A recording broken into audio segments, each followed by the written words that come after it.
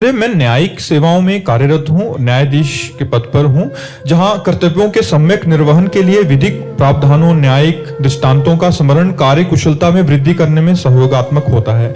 महाराज जी, ऐसे में आपके सत्संग में किसी भी प्रश्न में आप तत्काल सरल एवं शास्त्र सम्मत उत्तर देते हैं, जिसमें वेदों पुराणों के श्लोकों का संदर्भ भी दिया जाता है। ये देखकर मैं अत्यंत आश्चर्यचकित और अभिभूत होता हूँ कि आपकी आयु व प्रतिकूल स्वास्थ्य परिस्थितियों के बावजूद आपकी अभिभूत स्मरण शक्ति, ज्ञान एवं एकाग्रता को देखकर मन में एक जिज्ञासा होती है कि ऐसी स्मरण शक्ति, एकाग्रता व निर्णय क्षमता को महाराज जी और हम कैसे प्रखर बनाने का चेष्टा करें।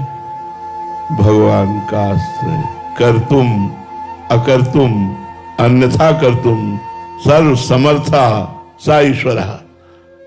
हम उस ईश्वर की शरण में बचपन से हैं। हमारे हृदय में वो स्वयं बैठकर के बुलवा रहे हैं, हमारे हृदय में बैठकर वो स्वयं करवा रहे हैं। ये मैं देख रहा हूं, मैं कहीं करता नहीं, मैं तो केवल देखता हूं। जो दिखा रहे हैं, जो बुलवा रहे हैं, जो करवा रहे हैं, इसलिए जो आश्चर्य में लगे वो सिर्फ मेरे भगवान का प्रताप है, मेरा कुछ नहीं है। कक्षा 9 पढ़े हैं गांव के स्कूल में। ABCD तो 6 से शुरू होती है गांव में, 5 तक तो ABCD ही नहीं शुरू होती थी हमारे समय में। तो 6, 7, 8, 9 क्लास पढ़े, ना कहीं हमने व्याकरण पढ़ा है। ये सब गंगा किनारे एकांत सेवन किया है। आप जो कुछ भी सुन रहे हैं ये सिर्फ भगवान की ही कृपा से है, मेरे में कोई सामर्थ्य नहीं। अगर मैं व्याकरण पढ़ा होता, संस्कृत कॉलेज गया जाकर, या सत्संगियों से सत्संग सुनकर, या कुछ ऐसा अनुकरण करके, तो हम कहते कि भाई उनकी कृपा से सत्संग हो रहा है। कहीं नहीं गए, ये हमारा स्वभाव ही नहीं था बोलना। ये तो वृंदावन धाम ने बुलवाना शुरू किया है, ये तो श्री जी ने किया है, नहीं तो ये सब स्वभाव ही नहीं था। अपने बस स्वरूप में रमण करना, श्री जी ठाकुर जी का चिंतन करना। तो ये जो कुछ है, मूकम करोति वाचालम पंगुम लंघयते गिरिम यत् कृपा तमहम वंदे परमानंद माधवम। जो मूक से बुलवा दे, लूले लंगड़े से पहाड़ फंदवा दे, वही कर्तुम अकर्तुम अन्यथा कर्तुम परमात्मा की केवल लीला है। मेरी कोई सामर्थ्य नहीं है कि मैं उत्तर दे सकूं या मैं कुछ भी कर सकूं।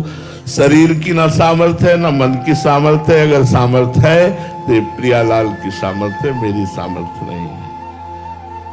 अनुराधा यादव जी, गुरुग्राम से। गुरुदेव भगवान, आपके श्री मुख से सुना था एक बार, चलती चक्की देखकर दिया कबीरा रोए, 2 पाटन के बीच में साबुत बचा ना कोई।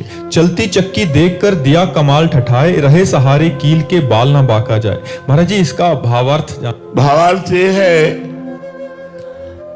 चक्की में 2 पार्ट होते हैं, ऊपर का नीचे का।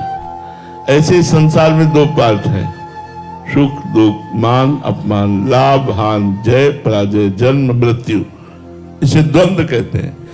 कोई भी संसार में ऐसा नहीं जो द्वंद्व में पिस न रहा हो। तो चलती चक्की देख के दिया कबीरा रोए, 2 पाटन के बीच में साबित बचाना कोई। सब सुख दुख की लपेट में है, सब लाभ हानि, मान अपमान, जय पराजय, जन्म मृत्यु की लपेट में सब पिस रहे हैं।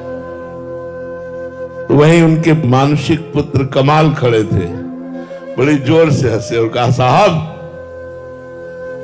अगर कील के सहारे जो दाना आ गया तो पूरी चक्की में पूरा आटा बन जाएगा, लेकिन वो दाना जो कील के सहारे आ गया उसका चक्की कुछ नहीं बिगाड़ सकती। चलती चक्की देख के दिया कमाल ठठाए, और रहे सहारे कील के तो बाल न बाका जाए। तो इस द्वंदात्मक जगत का मूल क्या है? ऊर्ध मूल मधा शाखा मस्तम प्राहुरभ्यम छंदांसी से परिणामी वेद स्वेदविद। जो ये जानता है वही ज्ञानी है। क्या इसकी ऊर्ध मूल है? कौन? बोले मैं भगवान श्री कृष्ण करें, मैं स्वयं इसका मूल हूं। तो मूल चक्की का मूल कौन होता है? जिसपे वो 2 पार्ट टिके होते हैं, वो कील कहा जाता है। तो इस द्वंदात्मक जगत की कील कौन है? भगवान। जो भगवान की शरण में आ गया तो इस चलती हुई द्वंदात्मक चक्की से बच जाएगा।